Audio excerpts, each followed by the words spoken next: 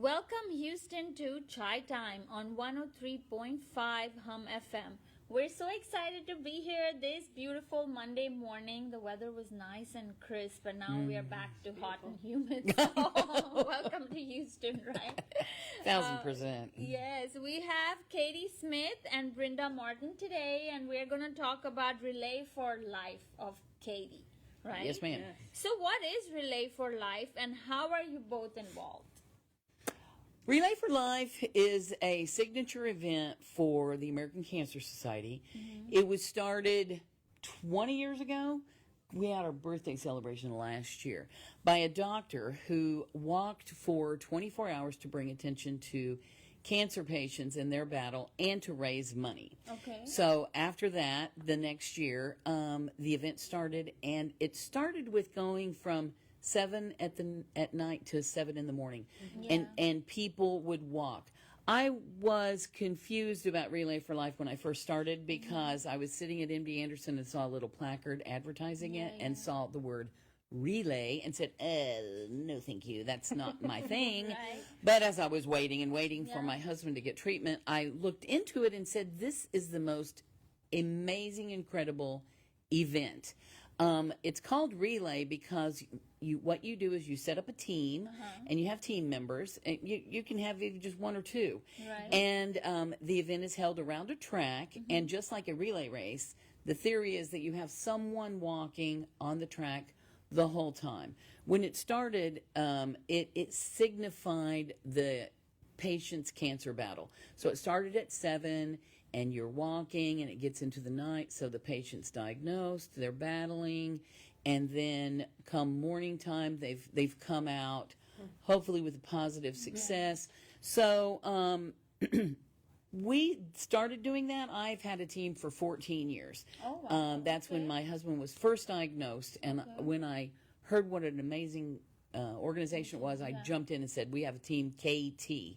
It was formed for my daughter's best friend, was named Kim, K, and my husband was Tal, T, and Katie. Yeah. So we've unfortunately lost both of them, but we still relay on to remember them. Right. And so that's what it is. It's a free event. Okay. People come out. There's free food. We have a Snack Shack sponsor, so there's free food.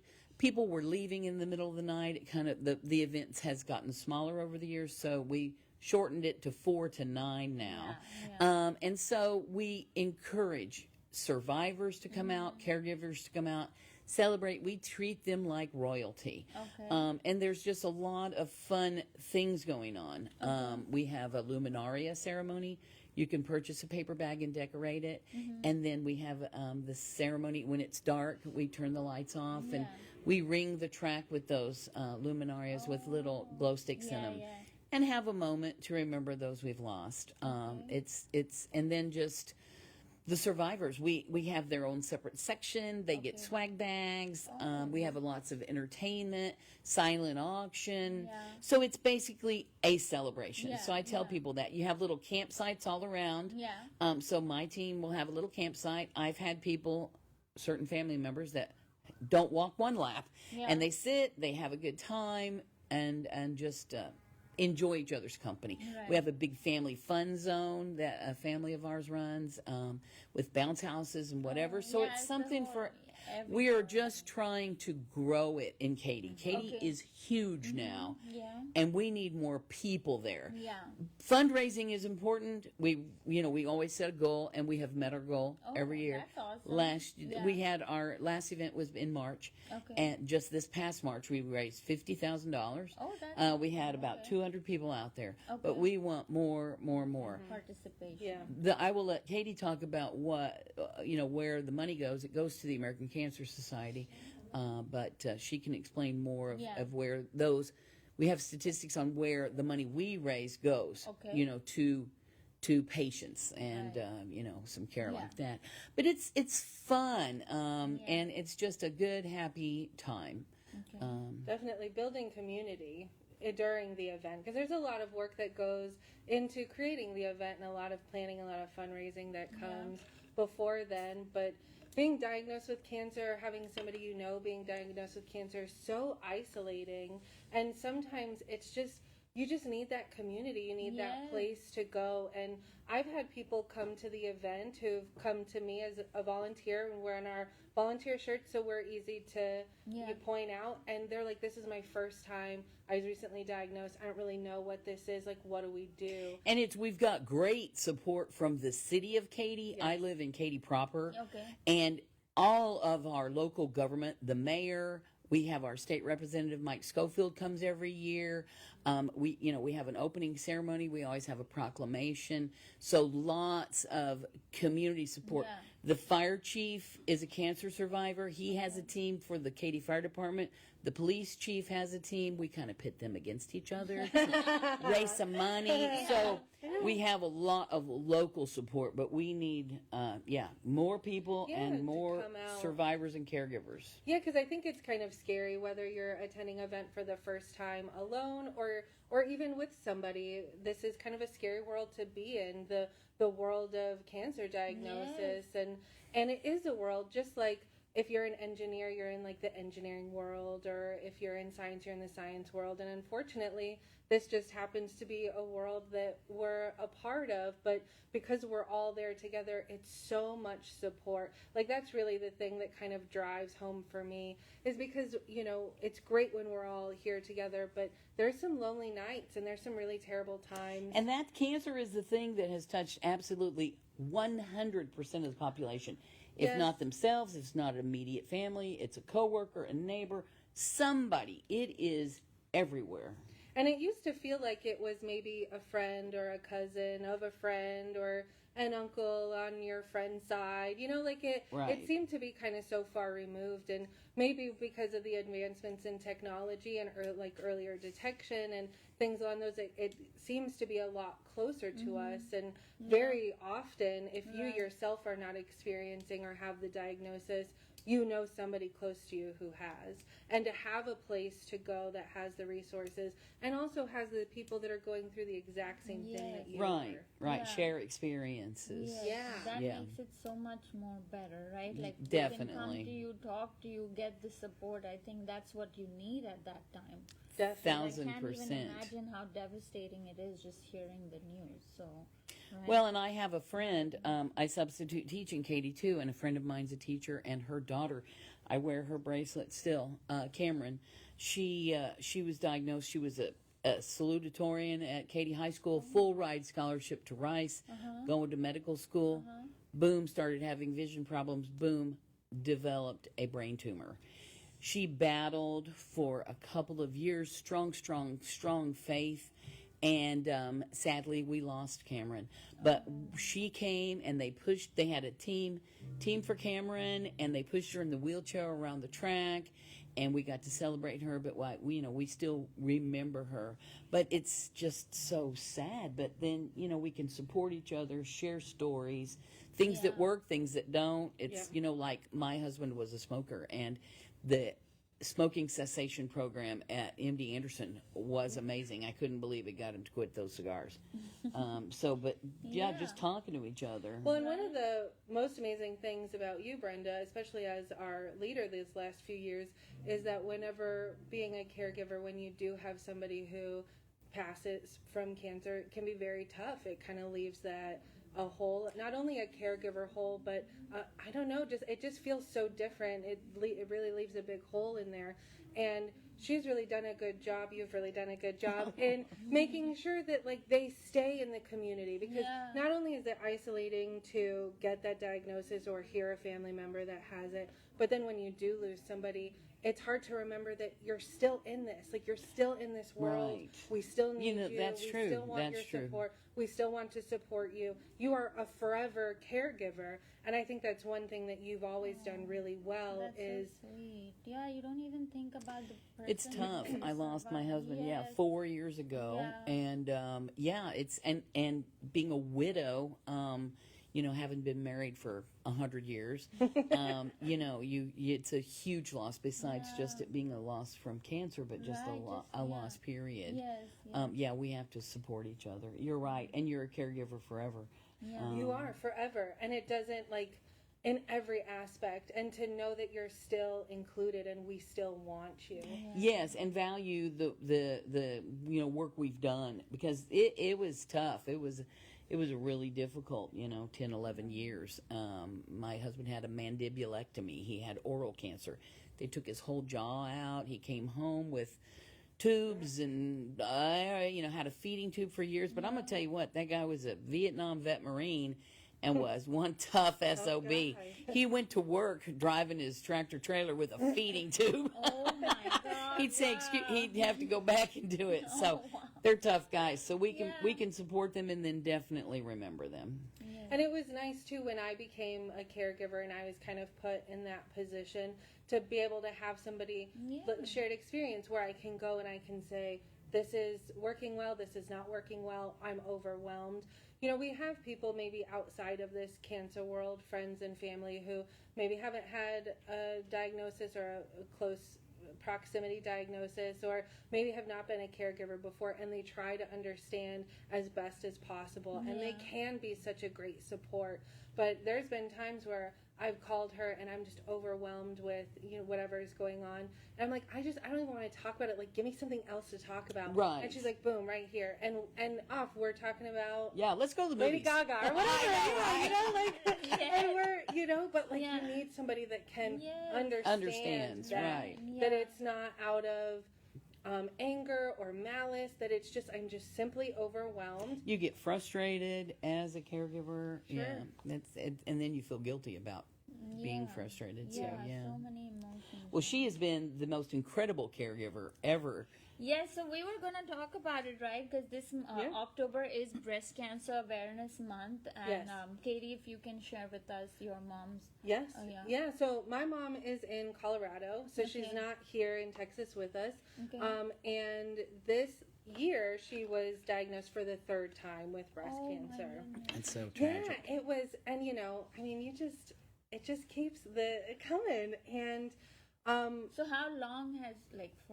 Yeah, when was the original? Yeah. So I don't know the exact dates, long? but I want to say the first one was like 2017. Oh, okay. wow. So it had been, a few years, and she had gone through having the lumpectomy in the beginning, and then she had done radiation, and then for the second treatment she had the lumpectomy again, no radiation because you can only do it so much. And so this time was another lumpectomy, and we felt a little bit more confident, I think, in knowing that we had our doctors, we had our resources, we knew what step one was, because that's the most terrifying thing, is you get a diagnosis, or a family member does, and then you not only do you have to figure out the medical jargon, but then you got to figure out, what do I do? Like, where do I go? Right. And how do I process this all? And you hate to make a wrong step or make a wrong decision. So, this year we had felt like, okay, maybe we have a little bit of a backstory, a history to kind of like guide us. And then just everything went wrong. Like everything, just like every complication that you could imagine just like seemed to happen. Right. And it took almost 4 months. I mean, it was like a whole Poor Katie. summer. I mean, her job was so understanding, and her family, because she had some frequent flyer miles of going back. I went back to Colorado. I was going to say a single child. I'm an only child. I'm an only child for my mom, and so having, I was the responsible one, and sometimes, in the past when my dad was alive, he was able to take that on, and now that it's me and my mom, like when you're in that position, you go, drop everything and you just go. Yeah. And it was over the summer. I was about 4 months, so it was right over our summer break, right? Like a lot of the activities have kind of stopped because everybody goes on vacations and stuff for the summer. So I was able to drop everything, and she spent quite a few days in ICU and in the hospital, and so I was back in my childhood home, in my childhood bed. I was at the kitchen table working while she was out, but I was able to be close to her, and so that's so valuable. So valuable. What that means to her so much, yes, helped with her healing. Yeah. Yes, and it gave me a way different perspective, not just as a caregiver, but like as an adult watching my mom, who's an adult, process life. like, you don't really think about that. Like, I'm sure she sees me as a child forever. Yeah. And I will see her as like, ugh, Yeah. mom, Mom. forever, you know? Ew. Like, Yeah. ugh, mom, right? Yeah. But I was able to see into her life, into her community. I saw her friends show up. I saw, like, they came, they brought me food. Casseroles. Oh, I was so grateful. The amount of food. Love a casserole. Because I don't cook. I will do a drive-through all day, every day. I am not a cook. And as soon as I got there, boom, food just started showing up. And these are some friends that I know, but some that I don't, you know, because I've been in Texas now almost 10 years. And before that, I didn't live in my hometown. So I didn't really know my mom's life, her life as an adult. Yeah. Right? Yeah. And so it gave me such a big perspective. And it gave me a little bit of comfort knowing that, like, we talk When about you come back community. home, Yes, yeah. that she has that community. Yeah. And that I didn't have to feel the burden of all of the weight as, like, a caregiver. We were able to kind of spread it out. So while my community here was more of the phone calls and the processing of information, the community there really did a lot of the heavy lifting. Yes. With, like, visiting her in the hospital, and so that I could take a break or go out with my friends or go to dinner, Right. you know, because it was a long time. And Right. it's things that you just don't think about. I mean, it's scary enough to have to deal with the actual diagnosis and what that means and what it could mean in the future, and why has it come back so often, and what do I do, and how do I stop it, and how is it, like, is this my fault? You know, like, there's a lot of things that, like, kind of come with that. But then as she was experiencing complications from the surgery, and then complications on top of the fixes from that, you know, it just kind of, like, man, it ballooned. And Overwhelming. it was very overwhelming for both of us. Yeah. But it Yeah. was like, you don't really think about that. You kind of forget, right, that, like, all this other stuff can happen. Or maybe you're dealing with other stuff physically or emotionally, and then you get this on top of it that you then have to deal with. Ugh. Yeah, it does. It becomes a lot. But And you get paranoid about things like my husband had his radiation after his surgery. Then he came up with a thyroid nodule. Of course, I freak out. Not cancer. Some lung thing, you know, and the minute you have that cancer diagnosis, if anything happens, you think it's cancer. Yeah, You know, it's everywhere. Yeah. Him, I mean, he ended up having complications and breathing problems from the trach and everything, and had a stroke, and had other health problems, but he never had any other form of cancer.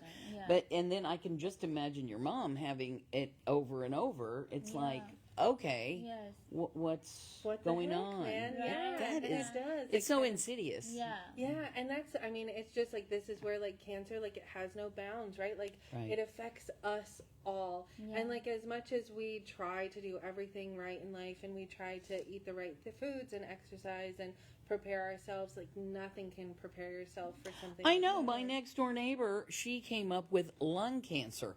Never smoked in her life, wasn't in a smoking household, and it's like, Oh. how does that happen? Yeah. And as I was telling that story, somebody else told me the same thing. I'm like, I can't believe my husband, who smoked so long, Yeah. never lung cancer, Yeah. oral cancer, because he had a denture, Right. and thank God his dentist, he had a sore, and she looked at it and said, "Oh, go to the oral surgeon Yeah. right now." Yeah. That's how he got his, Yeah. was through his mouth. Right. So Yeah.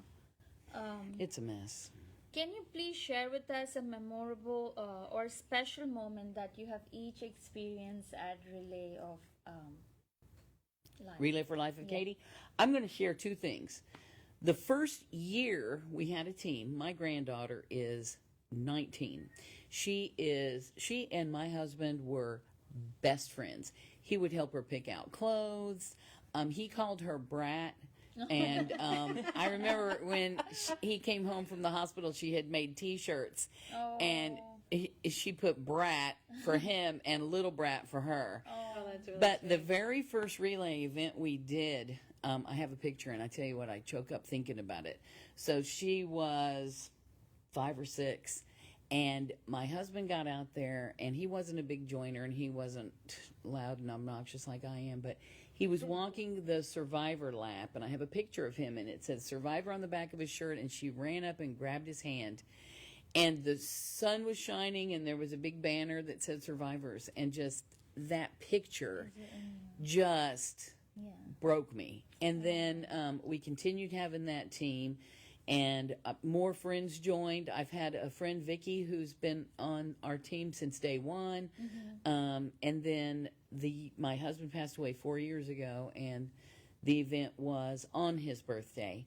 And my grandkids both made a number of luminaria bags with his pictures and sayings, and they gave them to me at the ceremony, and I had to go sit in the car. And but it's just so fulfilling and emotional, and so I got both the support and then the remembrance as the two huge things that stand up for me personally, aside from everything else. And that's what I want other people to get out of it and enjoy. The fundraising is great, and I want to get the money, but that's what I'm going for, is the heart of it. Relay has a lot of really fun events, but it has some really emotional moments as well. You know, the people that are showing up to Relay for Life events really have a tie, a reason. Everybody has a very strong reason to be there. Very rarely do we have somebody that just like wandered in and didn't know. And it's weird because the event has a strong following of people that heard about it and think it's cool, like we do now, and then people that are like, "What are you talking about?" And they think it's just a relay race. Oh, it's a 5K, or what? I'm like, no, it's not like that. So, mine was for the Luminaria. So the Luminaria event, the whole process of it. So it's a white bag. It's kind of like a lunch bag. Yeah, exactly. It is the size. Yeah, it's just white. And so you can decorate it, and you can decorate it. We sell them for $10. We do at the event as well. If you did anytime you want to remember or celebrate someone. Yeah, and so you can personalize it, and you can add whatever touches you want. And I had been going to Relay for Life for a few years, but as we talked about, my family, my direct family, my parents are in Colorado, but I have family all over the United States. And so when I had been in Relay here in Texas, it really just in general felt like I was able to support where I couldn't. You know, like I couldn't really, other than this past year coming back, you know, for my mom, when other family members got diagnosed, or for her original diagnosis, I didn't come back, you know, and it felt like I need to do something here. And that's what really got me back involved, because it was like, if I can take care of somebody who's feeling the same way as my mom is at home, like maybe it'll like double dip a little bit, you know, and she'll be able to feel it in the same way that her community is taking care of her, right? Yes. And so that's what brought me back in. And so one year, I don't remember what year it was, but we had it on the 27th, April 27th. And that's my parents' wedding anniversary. Oh. And so I had created Luminaria bags, you know, for people that I knew, some that had passed and some that were still fighting cancer, and some that survived, you know. Yes, remission, it's both. Celebration. And you have a little bit of everything. And I remember I stepped away and I called my parents, and I had told them, and I just like, I don't know why I felt so called to do this, and I did, and I called him and I said, you know, I'm at a Relay for Life event, and these are the bags that I have for the people that I have, and I just hope that, like, you guys can feel this, like, you can feel this support. And it really, I don't know if it meant as much to them as it did to me. Well, and you can keep, you get to keep the bags. You gather them up and take them. I still have the ones they made for my husband. But it just felt like it gave me a little bit, it gave me a task to do, right? Because so often in times of like crisis or perceived crises, like we're like, what do I do? What's the next step? Like, where do I go? So it gave me something to do, but then to kind of like be able to feel like, to have that moment on their anniversary and to be like, man, like I might not be there with you, but you are in my heart, you are in my thoughts, like anything that I can do, like I hope good that tangible you're feeling this expression. Because I know that there's people that are coming to our Relay for Life whose kids or family is in another state. Like, I know that the opposite is also happening. So if I can take care of them, if I can take care of our group, it's like, it's like I'm taking care of them as well, you know? It's so special, that Luminaria ceremony. The year of COVID, we couldn't have an event because of, especially with having cancer patients. Yes. But we chose to have a drive-through event. So at a local Methodist church, we had people drive through, and we had little goodie bags. And then we had the Luminaria ceremony, and we put the bags up all along this fence, and people could get out and look at them. So, we battle through whatever comes our way to be able to celebrate and remember. And people drove It was kind through. of fun. We went on like a Facebook Live, and we had people drive up to the side, and they were all pinned up, and some people took them, because to some people it's very important. Like to us, it's very important I keep my bags. So, because I like to see it, it kind of reminds me of, like, not only where was I, but, like, where were they? It kind of gives you a little bit of a timeline of things. We had a little muffle at one event because we had a teen volunteer that was gathering the bags and didn't really understand the significance. And my daughter burst into tears because that kid was wadding them up. And we're like, okay, no. This is important and significant. It's like, I didn't know. And I'm like, okay, now you We're going to take a quick break, and we'll continue the conversation. Welcome back to Chai Time on 103.5 Hum FM. We're having this great conversation. I can feel their energy. They're so excited with Katie and Brenda. And as we know, everybody's life is always so busy, and yet you two have chosen to volunteer. So is there something that draws you to be involved? My volunteerism came from my family, my parents. I'm the oldest of three kids, and my mom was a teacher. My dad was always involved. We're originally from Oklahoma, and a town about the size of Katy. And he was on city council. He was the Fellowship of Christian Athletes, mentored the golfers. And so I've always grown up with that. When I first moved to Houston 40 years ago, I started volunteering with Texas Special Olympics. And I was super involved for 10 years, did every event. And not that we had anyone in our family that was, special needs. But just my brother got me involved with the Bob Allen Golf Tournament. He was the former, sports guy. But, and then that kind of drifted away. And I've always volunteered with everything. With my grandkids, I was a single mom, so I wasn't able to volunteer for my daughter. So with my grandkids, they went to all the Katy Elementary, Junior High, and High School, and I was there at everything. And they were involved in activities, swim club, swim team, and whatever. And then my husband being diagnosed with cancer, I was a practice manager for 30 years in Houston for cardiovascular surgeons. So I was involved with the American Heart Association. And then, when he got diagnosed, my focus went more cancer-based. And I still do a lot of volunteering in Katy. The Parks Board, I'm vice president of the Katy Heritage Society, where we are embracing the history of Katy. I've drug all my friends into all my other passion projects. She was just at our last event. So, relay is important. We have the big event once a year, but we talk about relay every chance we can get. But just volunteering at Thanksgiving, my family always seeks out a place to go serve. Which at the Rotary Club the other day, I found a place to be able to go help prepare meals. So it's just important in my family, and I try to express that. Volunteerism. We just and sadly, there's like, 10% of the population does 150% of the volunteering and the work. But the more people, I think, if they can see me at 67, I'm diabetic, I'm a little chubster, and I go. I'm taking care of my great grandbaby. That's what I'm saying. If I can, and I need a knee replacement, but I don't have time to do it. No. And no matter what it is, I'm going to tell you what, I have a passion for giving and volunteer. Tomorrow I get to go put a pumpkin suit on and go read to the kids at the pumpkin patch at the Methodist Church in Katy. And I'm excited because it's my little kids. I substitute teach at Katy Elementary. It's those kids.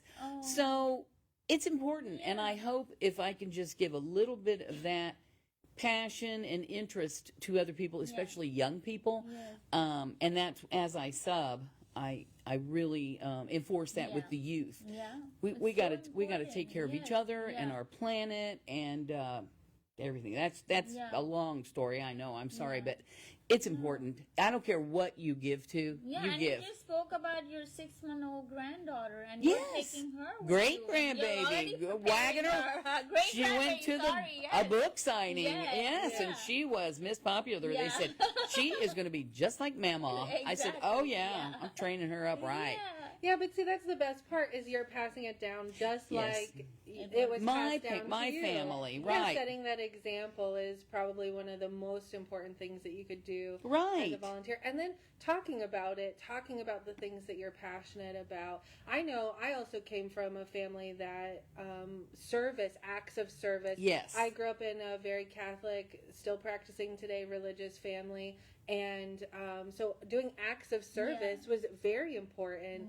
And so it started off doing how can you help in just a little way? My grandmother was a rancher's wife out on a cattle ranch in Oklahoma, and they had Native Americans, Indians that worked for them, and she was an inspiration too. I mean, she never saw anybody. She was out on the ranch, but if one of the workers needed clothes, needed food, she was there, and we saw that. So anything you can do, and it's same. Good begets good, right? Yes. The more that you do, the more that you get involved. You think maybe nobody's watching, and this is just one small deed. Well, like Mimi, Yeah, but the things that you're impacting, it really does have such a big impact. And I do think on some level we're all kind of responsible to have a good social impact. I think that should just be a prereq to being a human. Right. You have to have to have a good impact, and finding a place that you feel comfortable volunteering.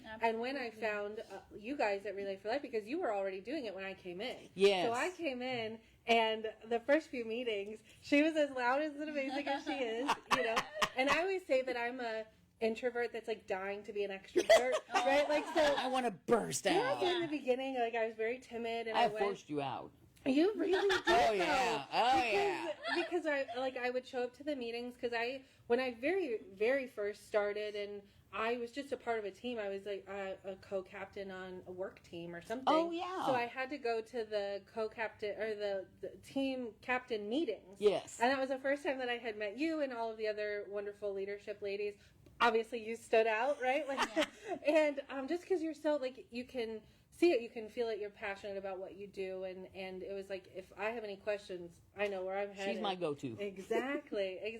And then it just brings you in. And once I found Relay for Life, I mean, I do as well volunteer other places. You do a lot of really cool things. Yeah, I mean, we try to stay involved, and when you find one person, it usually leads you to another thing and another thing. And yes, you're you get sucked in. There? But that's how you stay in this world. That's how you grow your resources in this world, especially in cancer and diagnosis, anything medical, where it's so tricky to kind of navigate through.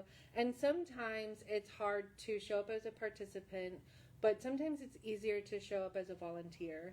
And so sometimes I found that if I had a direction, if I had a thing to do, if I was in charge of something, I'll go to the event, I'll do the event, it'll be amazing, I'll get what I need out of it emotionally, spiritually even, right? Yeah. But convincing yourself to go as a participant, to just participate in an event sometimes is much harder. Definitely. So it was almost like my past me forcing my future me to stay involved, you know, that that this is where you need to be, you need these resources, you need this support. This is how we make sure you stay involved. Right. Yeah, it's to stay volunteering. And you make such great lasting friendships. I mean, and it's weird because I'm 67 and you're a lot younger. I thought you were going to say my other friend. You don't know how old I really am. I thought you were going to say it. Much younger. And our other friend, it's like the three amigos here, Sherry, who's now my co-lead. I mean, we were talking about how it's weird because it seems like all my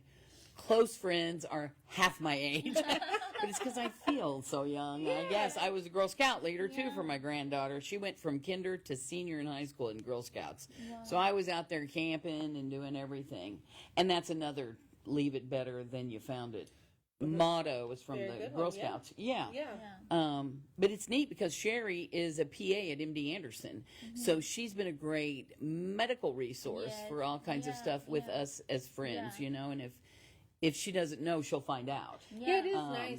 And that's really exactly making the like connections. What Relate is. Like having, I don't want to say like access to people, but that's kind of exactly it's exactly what it is. Yeah, it's resources. Like you're right. People together who maybe would never have been in a room. Whenever would this group of people be in a room together? Yes. And I honestly, I feel this way anytime I volunteer. Yeah. Where you're where you're like, because you know that this isn't everybody's full time, and so you start to kind of dig a little bit. Like, what do you do? Where do you go? What do you know that I should know? You know exactly. I've got a whole crew of AT&T volunteers now. I met some guy who was like, "Oh wow, we're looking for something new to volunteer at." I said, "Well, I can help you. Yes, I got you." Yeah, we got a lot of opportunities. Yeah, definitely. So. That's awesome. So, what have you learned about cancer survivors and caregivers through your leadership in the foundation? I have found myself that both are extremely difficult and challenging, and both need the support and love and care and prayers of everyone in their sphere. And it's a family. Being a caregiver for my husband for years, not only was I able to care for him up until he passed away at our home. He was in the hospital. He finally survived long enough for me to get him home on hospice. I thought it was going to be more than 24 hours, but he was right there with me. And so that is a blessing. And now my mom is 88 and suffering from dementia. It's just slowly. And fortunately, she's right across the street from me. But I'm increasingly having to be her caregiver. So that has helped me. And then a whole network, because caregiving isn't just for cancer patients, obviously. No. It's for all kinds of stuff in life. And so this whole network of caregivers has really helped me. And seeing the survivors as a network. When you see that group, the first lap at Relay is the survivor lap. And just like the lap my husband first took with my granddaughter running up, it's just emotional. And you see them and they see each other. And then we have little competitions of who's survived the longest. You know, things like that. And there's people that are in the middle of treatment and they have their masks on and they have their hats on because they've lost their hair. And it's such a good group thing. And it's not a group thing of you're sitting in the waiting room at MD Anderson waiting for treatment. This is celebrating, pushing Cameron in her wheelchair with her whole family, her brothers, her dog. So it's just bringing it together. That's the thing that's meant a lot to me. Yeah, and I mean, I truly didn't understand what caregiving was until I was put in that spot. Even when I was a leader, took on a leadership role in Relay for Life, I still didn't have a full spectrum of like what it really meant to be a caregiver. But as a leader, when I have gone to different events, including our big one, but also some of our small ones, like we do a lot of things throughout the year. Yes, and a lot of like fundraising events. Some, I mean, they're much smaller than our big event. But the amount of people that just like show up is just like awe-inspiring. Like it really did kind of give me a different perspective that sometimes you really feel like you're so alone, and not just in this like cancer world or diagnosis caregiving world, but just in general. Like sometimes it's hard to be like, do other people think the same as me? Do they feel the same as me? And to have that constant community really changed my perspective on needing that community. That like you can't, I mean, you could do it alone. Don't do it alone. Like don't. There's no reason to. There's no reason. You may have a community out there that you have formed, which is great. And some people have a lot of family around that is kind of like their community and their support, which is great. But like also there's a whole wide world out there that when you find the right people, when you find your home, like you know it and you feel it. And you make forever friends with this group. I mean, it's incredible. I didn't realize how important that was to both aspects. I kind of just thought, well, if you have cancer, you deal with that. And if you're a caregiver, you deal with that. During the leadership and seeing people show up, because you often don't see cancer survivors show up alone. You often will see them with a caregiver or a support. Right. But sometimes at the end, a caregiver shows up alone. And to have that community, to need it and to have it available, I couldn't have imagined how important that was until I was in a leadership position and I could see it. Because at that point, I wasn't experiencing it. This past year, I experienced caregiving. And that was a whole other separate world. Because I feel like we don't talk much about caregivers and how important they are and how much they sacrifice for, be it their family or their friend or whoever they're and the toll supporting, it takes on us physically, emotionally. Yeah, absolutely. I try extremely hard now not to get frustrated with my mom, and so I have found a whole network of people that are dealing with those kinds of issues. But there's different issues that, the cancer issues, you can talk about wound care and different things and oh my gosh, and trying to keep the patient, in good spirits, and yet you're just, And how do you take care of yourself, right? Like, right. How do caregivers take care of their emotional, physical, yes, of course, but the whole emotional mental toll it takes on you. Like, how do you take care? Right. So Definitely. You're not just trying to take care of your patient or family member, their health, but trying to keep their spirits up and thinking positive, and it's a whole different taking care of a whole different problem. And when you're a caregiver who has a friend that has been a caregiver, right, and she saw me in this new role, and I'm freaking out because I don't know what to do. And she's in a different state. I'm in a different state. There's a lot of scary stuff going on. Sherry and I are like, do we need to come? Do we need to fly there? And I'm like, just stay on the phone with me. I don't know what to do. Right? Like, and you really do feel tasked, whether perceived or not, of like keeping another human alive. Right? Like that's kind of like your job. Like I got to keep this person alive. But when I talk to them as caregivers and they know what I'm going through, they're asking me real like caregiver questions, like when's the last time you ate? Like how are you doing on laundry? Do you need us? Can we send you clothes? Because sometimes there's not enough time to get all the laundry done. And when I went to Colorado, I didn't know I was going to be out there for so long. I brought like 5 shirts. Go to the resale shop. Yeah, exactly. And so it was like sometimes it's just like I don't want to say the bare necessities. Was that from the movie? Let's all burst into a Disney song. Don't we all?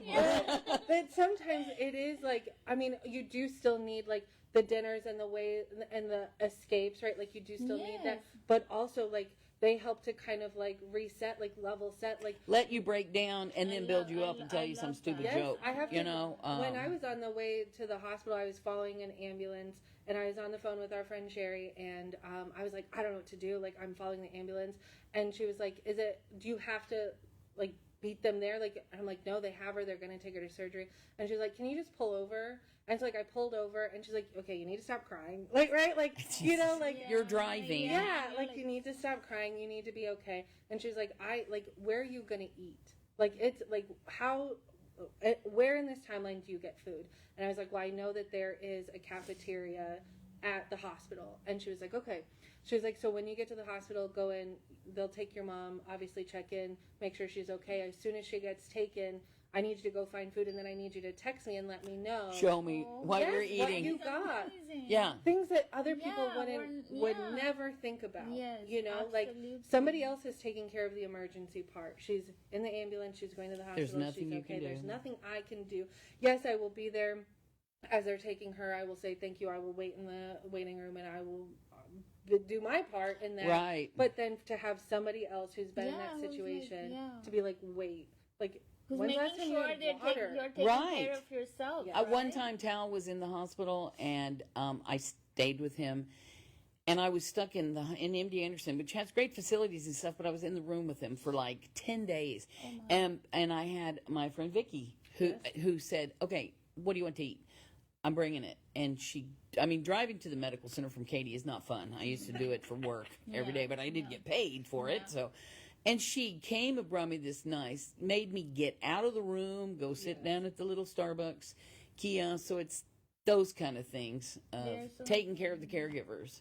That's so good to know. And then, resources. MD Anderson is fantastic. I didn't find out on that stay with my husband that they had a laundry. They had he looked horrible. His hair looked like Frankenstein. And they had a hair place. I could have taken him to get his hair cut. All these things. And then when I went down to the lobby, there's this little booklet that nobody gave me. And I'm like, why don't we share that kind of... So I grabbed a stack of them, and everybody I knew, when Cameron was down there, I said, by the way, here's these...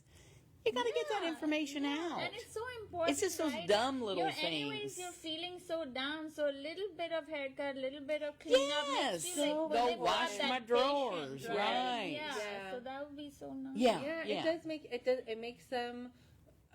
I can't say from experience because I haven't, but I know when my mom, like when she was able, like when getting out of the hospital, you have to wait to like shower, right? And then you have to go maybe a few days. But like you could just see like the light like coming back. Like she takes a shower and it feels like more human, you know? It feels more like, okay, I can do this because they have to keep fighting. Like I can't, like, you can't give up. I could maybe. Well, that trip, we stopped at the barber shop on the way home before the family could see him because I said, oh my, his scraggly beard, and I said, it'll make you feel so much better. Yeah, and it really does. You don't always think about those things, but the little things that we take for granted, that we do every day without thinking about it. How many of us like got up and showered, like put on clean clothes on our own, didn't really think about it, and then just like a blink of an eye, and it's just like all of that can change. And now maybe you need somebody to help you get dressed, or you're out of surgery and you can't shower, and it's just like man, things can change so quickly. Right. So having these people around is so important. Sharing experiences, what worked, what didn't. Yes. Oh wow. Okay. So we have very little time. If you wanna because we talk so much. Give us another hour. This was such an inspiring conversation, right? And I hope people listening there understand what all it takes, right, to take care of these people and even the caregivers. Like if you just have to make a phone call, like you said, to just get food, that makes a huge difference. Yes. So you don't realize that volunteering impact makes those little ripple effects, right? Yes. Right.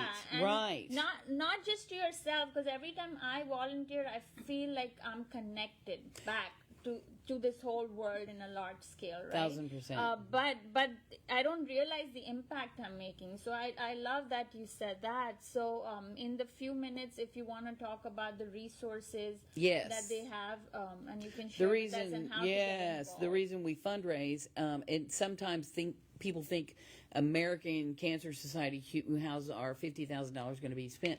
We have great documentation Katie's going to share, but we have actual literature that shows where our money that we raise for Relay for Life goes to resources for patients. You know, there's phone calls, accessibility 24/7. Let's say the doctor tells you Friday at 5 o'clock, oh, by the way, you have cancer. Bye.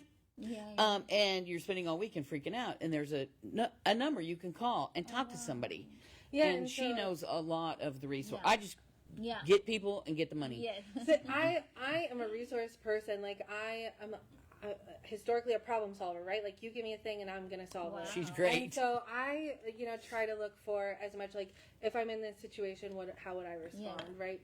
And one thing that I will say that's amazing about the American Cancer Society website is their local resources. So a lot of the money that we raise, obviously, like all of it goes to American Cancer Society, and we know that like the medical research and things like that, it takes a lot of money to figure that out, but those are helping our survivors survive even longer. I can't tell you how many times I've heard of a new medication that came out that had prolonged somebody that I knew. That was like some of this is happening so fast, or happening just at the perfect time that you're able to like, okay, let's try it and let's see.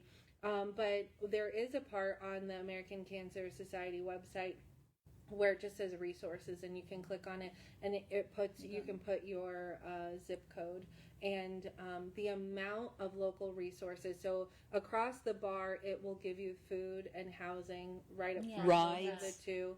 Because we have things like Hope Lodge. Yes. Hope Lodge we actually Houston. volunteered at Hope Oh, Lodge. yay. Amazing, right? What did you guys knew do? I loved Did you- y'all. We had made serve food, and we had Yeah. taken Oh. food, Yes, right? made Yeah, cookies. yeah. The kids had made cookies. Yes. That's why I remember it. Oh, Pasta, so yeah. volunteerism in action with your kids. Yes, Yeah. yes, Love yes. it. Yeah, and to have a huge resources like that here in Houston, I mean, we're kind of like the mecca of like cancer research, medical and so capital of the world. So it's helpful, but maybe like in my instance, I'm taking care of somebody where I don't know the resources, yeah. right? Like I might know what's going on here, but I don't know what's happening in Colorado. Right. You know, Yeah. so you can put in, and it will give you hundreds. I'm not talking about like one or two resources.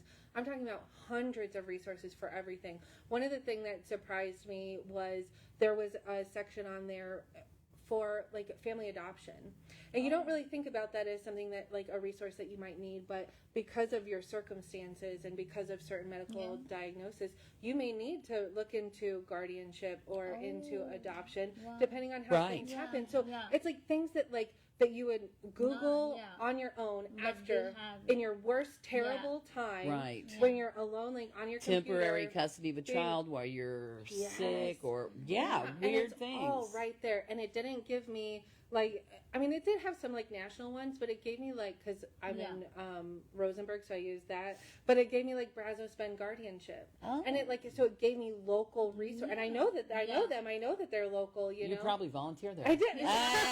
See, So it's a I know. disease. I know, but the times that I would have spent looking for all these Yes, things individually, it's it's right right there. there. That's And I will say that it has improved immensely over the years, their resource page, and or at least my knowledge of it. Keep it and, local, yeah. And the access to it, food, shelter, medical, therapies, legal advice, just where to go. There's a and- place with wigs. Yeah, Yes. they can help you with wigs. Yeah, or like my mom, especially breast cancer for October, there's an organization that creates heart pillows, which is really great so that when you have surgery, you can put it against your chest while you're bending Coughing down to pick up something, or in the car so that the seatbelt doesn't hit you, right? Like, so, I mean, there's things that you don't think of Yeah. that it's such just minute. To make it's life amazing tolerable, to have. Yeah. Yes. So the resources are definitely out there. Thank you so much, ladies, and the beautiful souls. I'm just gonna say that. Like I Thank could just you. feel You- your energy and you your both as passion. well. We Yeah, love no, you I know. Thank you guys. so Yeah. much for your time and sharing this with us. Thank you. It was our pleasure. Thank you for Thank letting you. us share. Yeah. And thank you, listeners. We'll see you next Monday, same time, same place. Bye bye. We might be back. Yes, we'd love to have you. We'll still be here talking.